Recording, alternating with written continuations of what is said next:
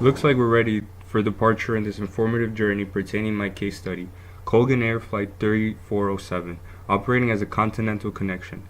Flight 3407 was on an instrument approach to Buffalo Niagara International Airport, New York, when it crashed into a residence in Clarence Center, New York, about 5 nautical miles northeast of the airport.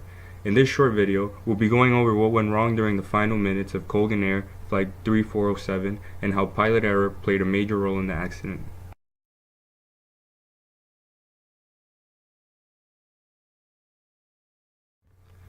Colgan Air Flight 3407 departed from Newark Liberty International Airport, New Jersey, with its final destination being Buffalo Niagara International Airport, New York. The casualties of Colgan Air Flight 3407 include the 2 pilots, Captain Marvin Renslow and First Officer Rebecca Shaw, 2 flight attendants, and 45 passengers aboard the airplane, and sadly, 1 person on the ground was also killed. The airplane was destroyed by impact forces and a post-crash fire. So, what exactly caused Colgan Air Flight 3407 to crash so close to its final destination? It was a stall that sent the plane to its inevitable doom, while it was in the process of being set up for a full landing configuration. Due to several neglects caused by distraction, the pilots didn't notice the signs that the flight instruments were giving them, which were that the aircraft speed was becoming too slow to sustain flight, and a stall would eventually occur. The pilots were involved in non-pertinent conversation during all phases of flight, including those that are defined as critical by the sterile cockpit rule. For example, the pilots' non-pertinent conversation during the final minutes of the descent, which included a discussion of their previous experiences flying in icing conditions, distracted them from their operational tasks. In addition, the pilots deviated from standard operating procedures with the timing of checklists during the descents.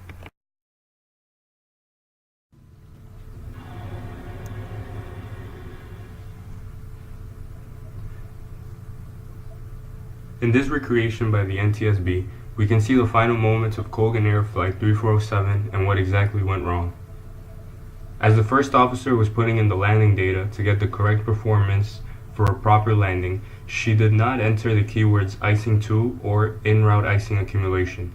Despite the icing conditions at the time, the de-icing equipment in use, the ref speed switch in the increased position, and the expected landing conditions. The return landing performance data to the airplane showed a reference landing speed of 118 knots and a go-around speed of 114 knots. But these speeds were not appropriate for an airplane configured for flight in icing conditions. If the first officer had entered either icing, then the landing speed would have been 138 knots, which would have included a 20-knot icing increment. The first officer provided the speeds to the captain, and he did not challenge them. In this phase of the flight, they have been cleared for the localizer approach.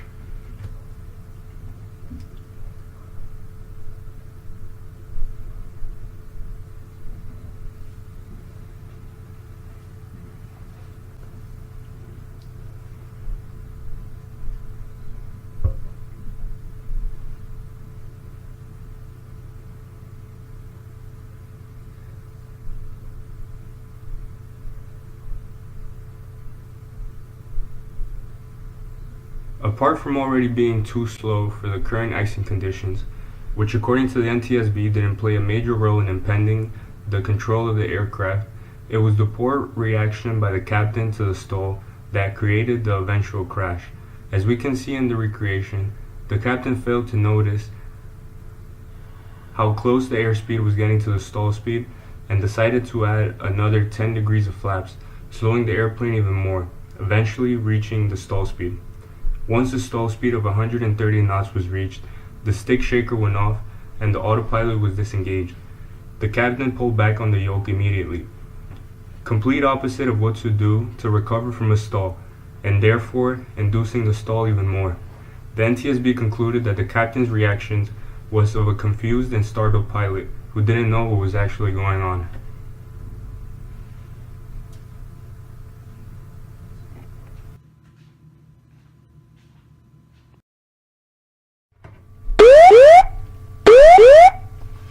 terrain, pull up. Terrain, pull up, pull up.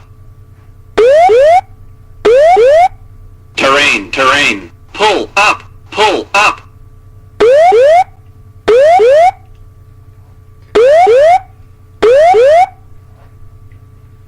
Those were the last sounds the two pilots of Colgan Air Flight 3407 heard, but the troubles of the captain could be traced back to his early training days, which would eventually lead to a fatal mistake. According to the NTSB report, the captain had received several disapprovals and had experienced training problems throughout his flying career. In October 1991, the captain was disapproved for his initial instrument airplane rating. In May 2002, the pilot was disapproved for his initial commercial single-engine land certificate. In March 2004, the captain was disapproved for his initial commercial multi-engine land airplane certificate. His established pattern of first attempt failures might have indicated that he was slow to absorb information, develop skills, and gain mastery, or that the training he received was not adequate.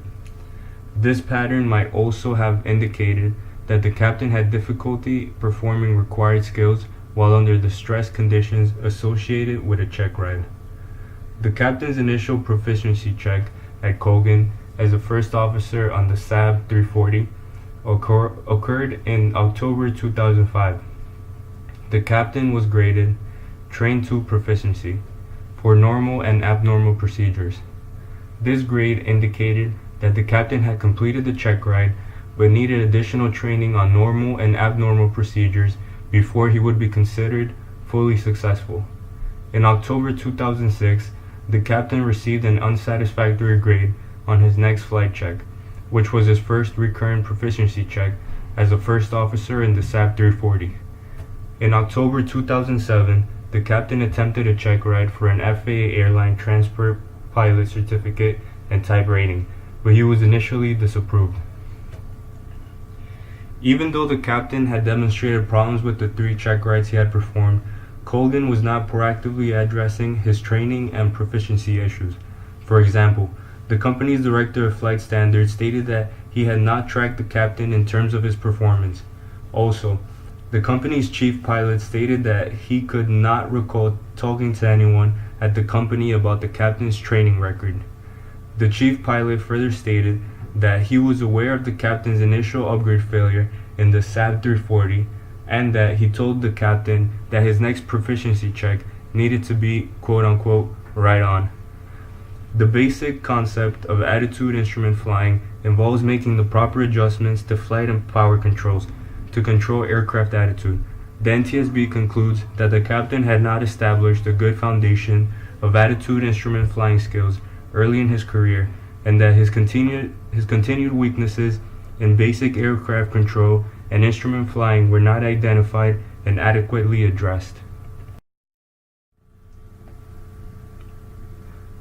My personal perspective on the Colgan Flight 3407 is complete shock at the unprofessionalism of the captain and the Colgan airline. Unprofessional by the pilot due to his misjudgment of his capabilities and the neglect of his obvious shortcomings. The role that the Colgan airline played was also important because they were very aware of the pilot's background and what he needed reinforcement in, but never checked back with him to make sure that this was accomplished. In order to avoid situations like this from happening, pilot training should be more closely regulated, and the requirements to join an airline should be pushed up so the pilots can be much more experienced when carrying passengers and operating more complex aircraft.